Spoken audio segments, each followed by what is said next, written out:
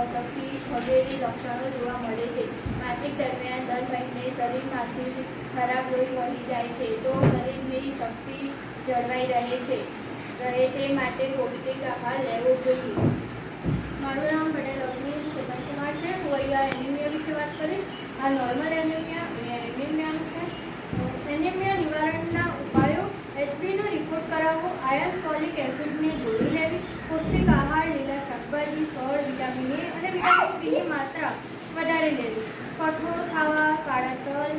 HP 7%થી ઓછું હોય તો ડૉક્ટરની સલાહ લેવી. 8-10% હોય તો સમતોલ આહાર લેવો, જેમાં આયર્ન, ફોલિક એસિડ, પ્રોટીન, બી12 મળે તેવો આહાર લેવો જોઈએ.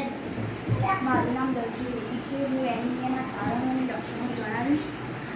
દૈનિક આહારમાં લો તત્વની ઉણપ, માનસિક સ્ત્રાવ વખતે થતો વધુ રક્તસ્રાવ, માનસિક થાક લાગવો, ચક્કર આવવા, માથાનો દુખાવો, સગર્ભાવસ્થા દરમિયાન પાચન ક્રિયાને લગતા રોગ, વારસાગત Hbની ટકાવારી ઓછી હોય, ચામડી પીળો કલર જેવી થવી